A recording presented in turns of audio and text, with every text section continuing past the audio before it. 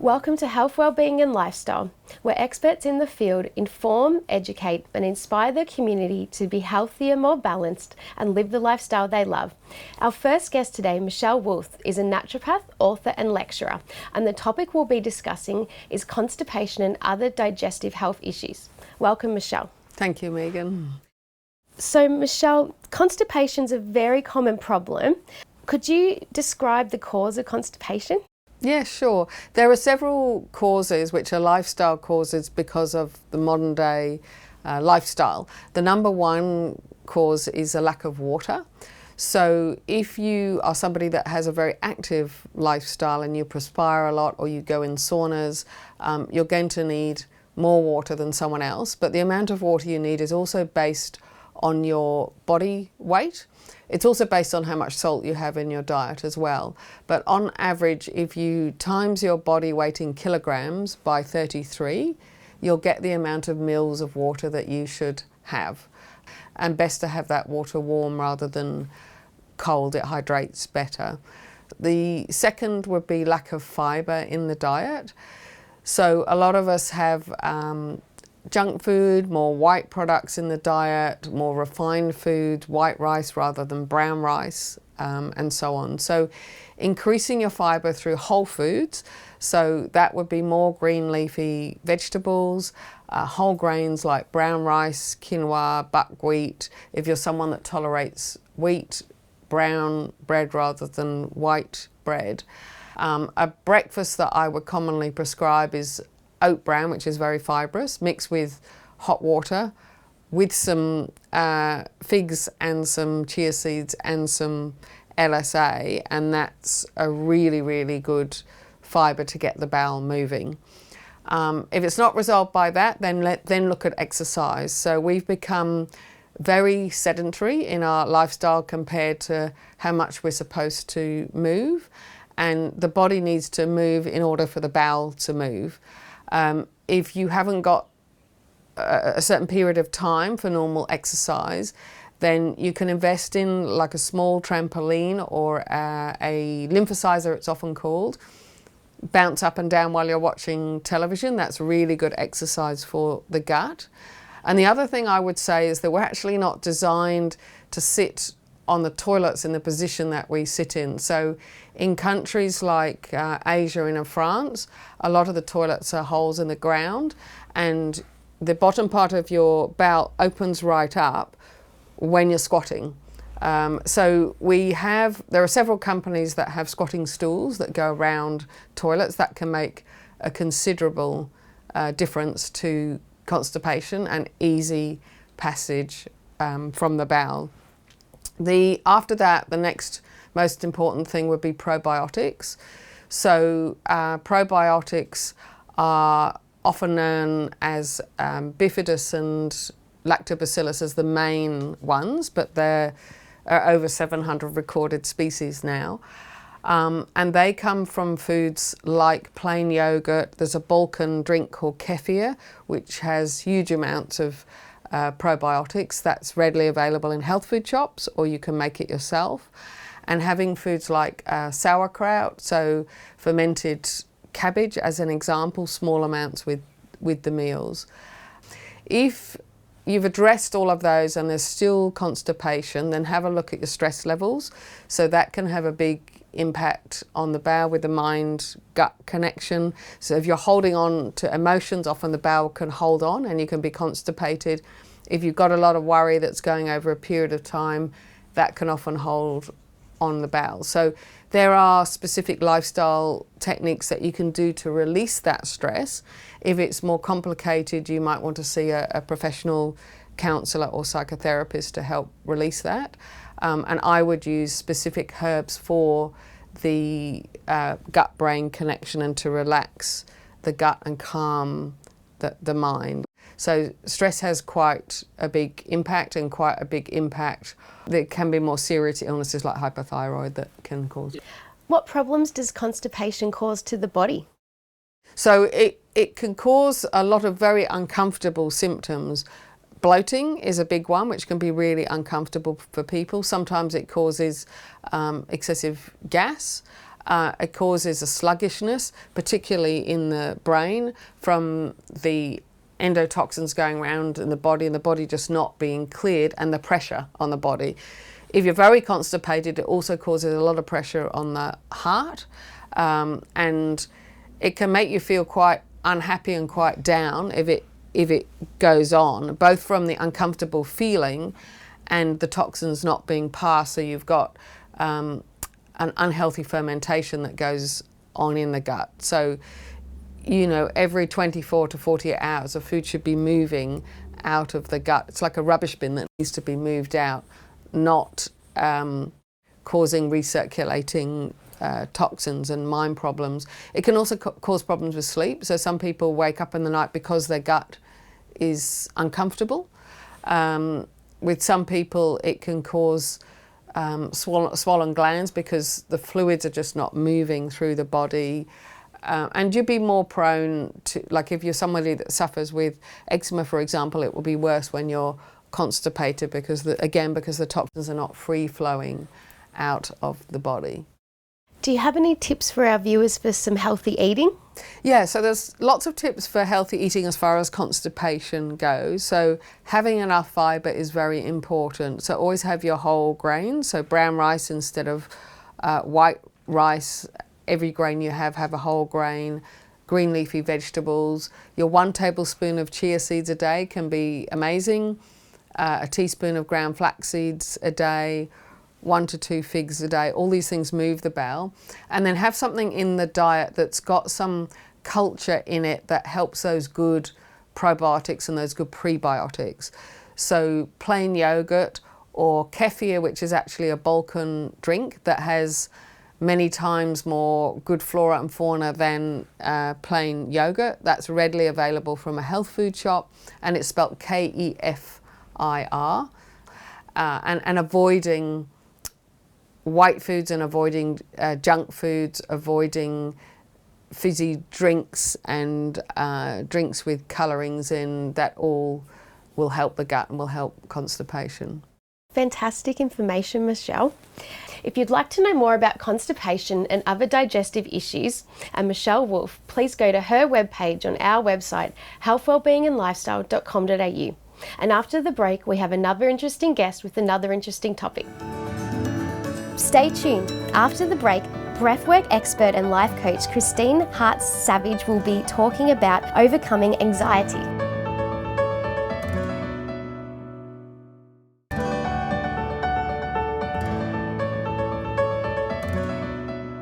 Welcome back, and our next guest is breathwork and life coach Christine Hart-Savage, and the topic we'll be discussing is overcoming anxiety. Welcome, Christine. Thank you, it's lovely to be here. Christine, we know a lot of people suffer from anxiety. What is anxiety? It's an interesting topic, anxiety, because often when you're suffering from anxiety, you don't realise it's anxiety. You just feel not right.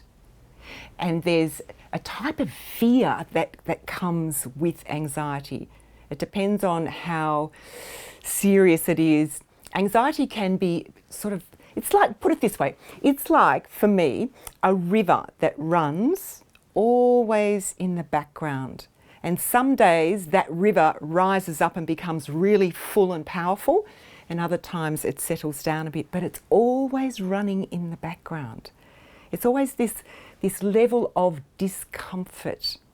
And in that discomfort is fear, like there's a fear.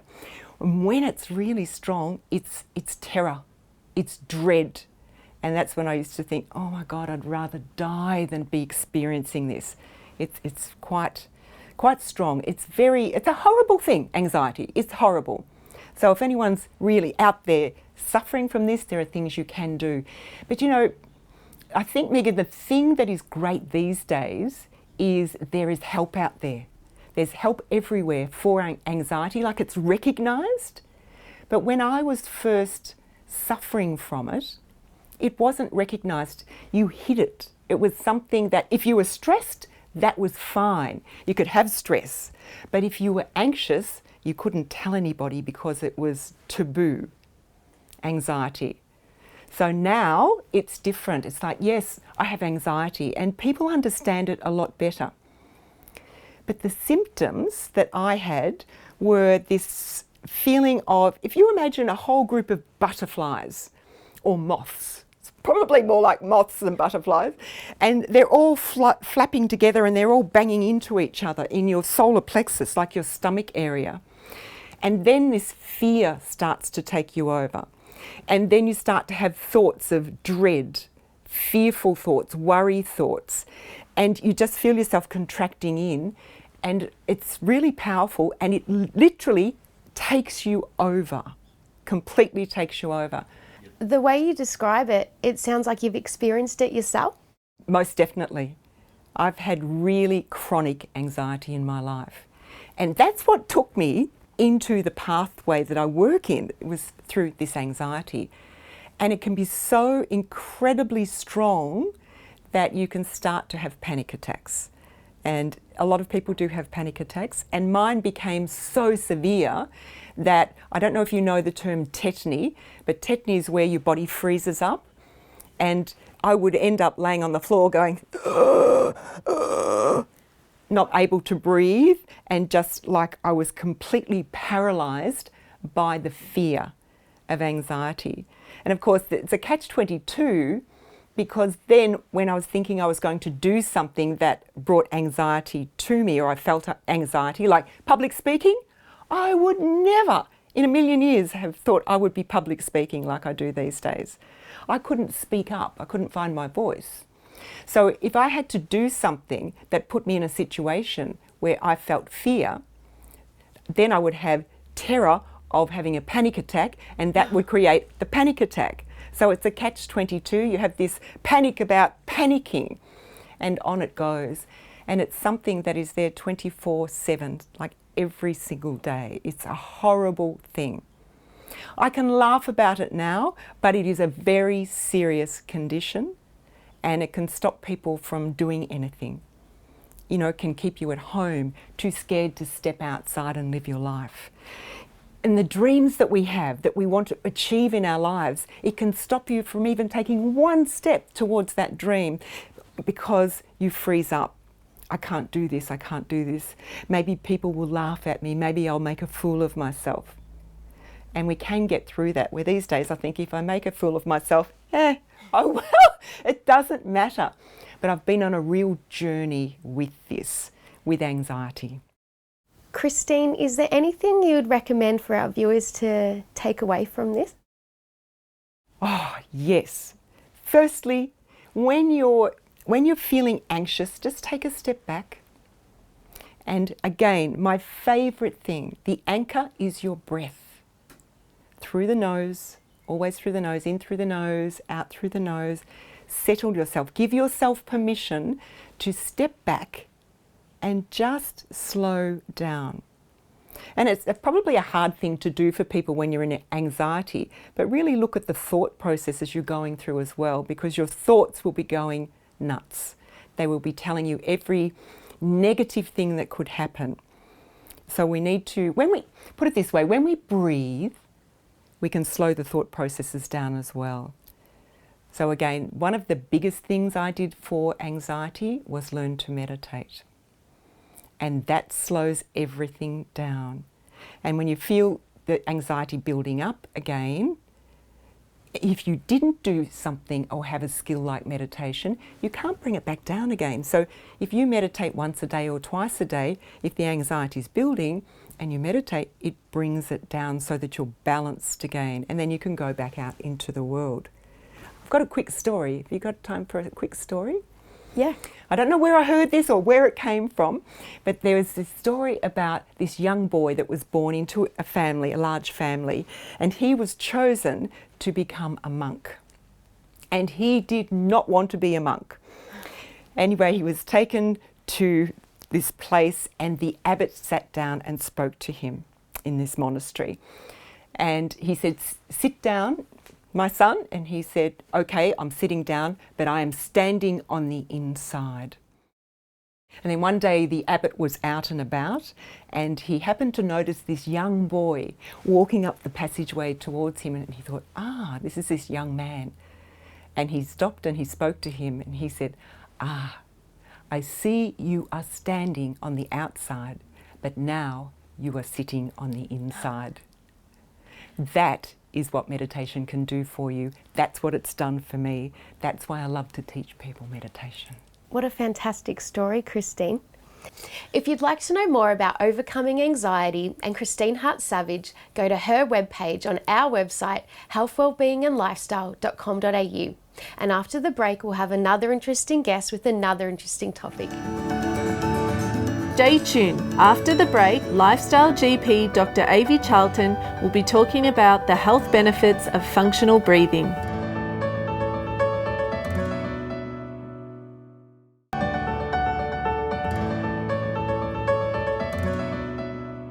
Welcome back. Our last guest today is Lifestyle GP Dr. Avi Charlton, and we will be talking about the health benefits of functional breathing. Welcome back.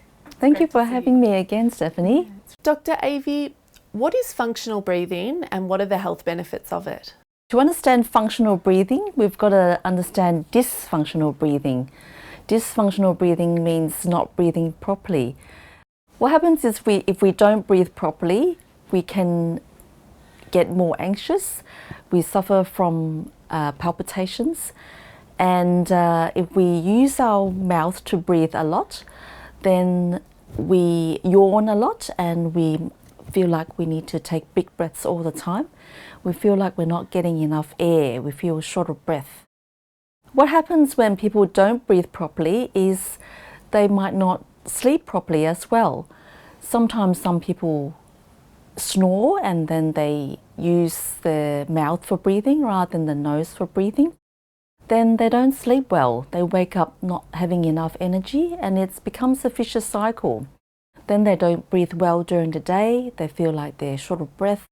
They feel anxious and they don't have enough energy to perform in the day-to-day activities. There's signs that can tell you that if you're not breathing properly, you might yawn, you might feel short of breath and you feel like you're gasping for air. Sometimes you get palpitations or even reflux. How can our viewers use breathing to improve their health? So there's a few little things and then there's a few breathing exercises that we can do. What we can do is we can practice breathing light, breathing slow and breathing deep. So I'll elaborate each tip. Breathing light means we don't take big, huge breaths all the time, and practicing breathing less amplitude breathing, light breathing. What that can do is that can tell your body to hold more carbon dioxide, and there's a little bit of science to it that it actually tells your oxygen to get into your body, the brain, the muscles more. So light breathing improves our carbon dioxide tolerance. Deep breathing means we practice breathing into the diaphragm. What we can do is we can practice getting our hands to feel our rib cage. If we breathe into our rib cage, our ribs will come out and then our belly will go out.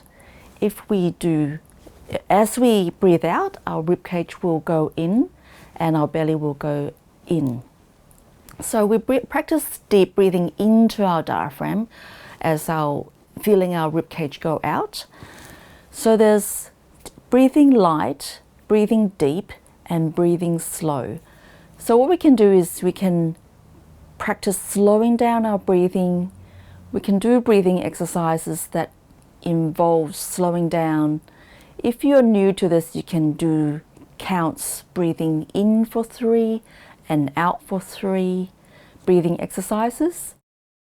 Then if you get better at it, you can breathe in for 4, out for 4, or even in for 5 and building up to as long as you can, as you tolerate on breathing exercises. Then there's breath holding exercises that you can slowly incorporate into your life. There's a technique called box breathing. Box breathing means that you take a breath in for 4 counts and then hold for 4 counts and then out for 4 counts and then hold again for 4 counts. And then if you can do 4 counts, you can increase it to 5 counts or even 6 counts.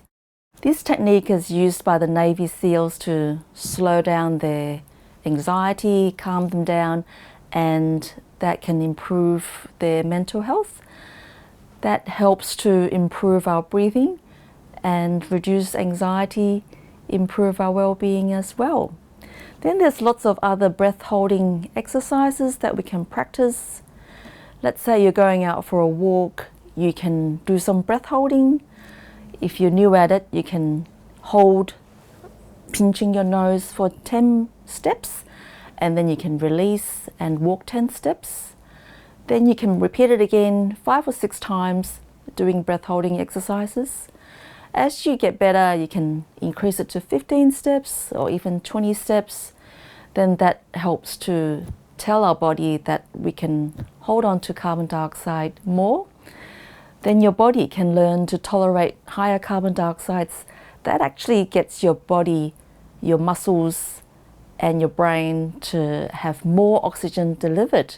That in turn improve your mental health, improve cognition, and you function better. The more we breathe through your nose, the more you breathe through your nose at night when you're sleeping as well. We also talk about using mouth tape to tape your mouth so you don't breathe through your mouth at night, especially for those who don't know if you're breathing through your mouth at night. And some people worry about that they will suffocate if they're breathing through, if they have their mouth taped. There are lots of different mouth tapes. Some of them have a little slit that doesn't cover their mouth, and that might help you to get used to a mouth tape and practice breathing more nose breathing. In turn, that can help with better sleep and better function during the day. With children, what happens if the children breathing through their mouth is they can get facial development problems. If they breathe through their mouth too much, the jaw development isn't quite right, and they can get facial development problems, receding jaws, and they're more likely to need orthodontic treatment, braces. So what parents can do is they can remind their children to breathe through their nose more often, all the time. And even at night, they can mouth tape the kids. They might have to get used to it, and you can get special mouth tapes that has a slit in the middle. And there are exercises called buteyko exercises that their mothers can do games with the children, practice more nose breathing and even breath holding. What I suggest is people can seek help with professionals who are trained in breathwork and breathing exercises who talk about how to breathe functionally. So we can get the right guidance to talk about functional breathing, get the right exercises for breathwork. In that way, you can get the right advice on how to breathe properly.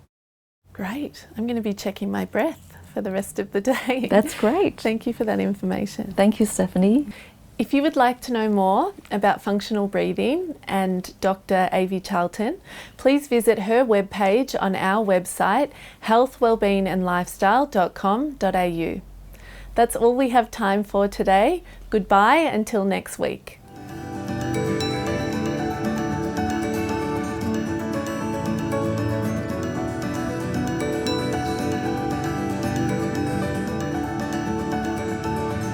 If you'd like to know more about our show, please like us on Facebook, follow us on Instagram, and subscribe to our YouTube channel.